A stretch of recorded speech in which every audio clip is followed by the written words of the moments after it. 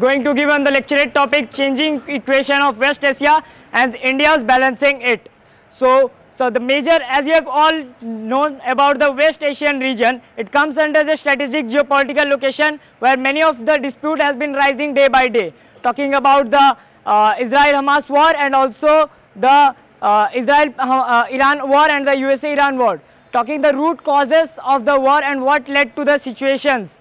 So there is mainly the religion case where Israel and Hamas are going through, and also about the nuclear developments, enrichment of uranium in the Iran region, which is proposing a major threat to the whole world. So there are also, as we all know, problem arises in everybody's life and in also many aspects. It's up to us how we handle it and how we balance it.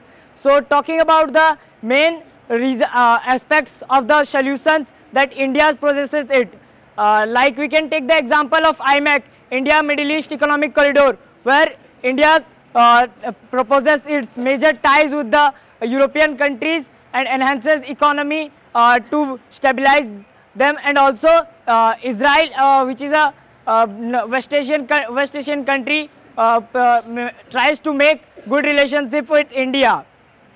So talking about the recent helps and aids that India has supported through IMEC as various supplement and also through goods and services.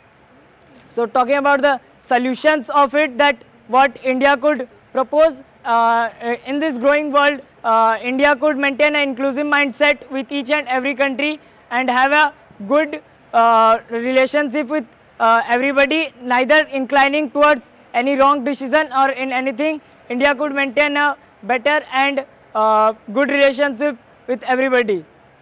Talking about the major disputes that recently the USA and Iran case, where USA has bombed the various areas of Iran and also which destroyed many lives. So it proposes a great threat to humanity also.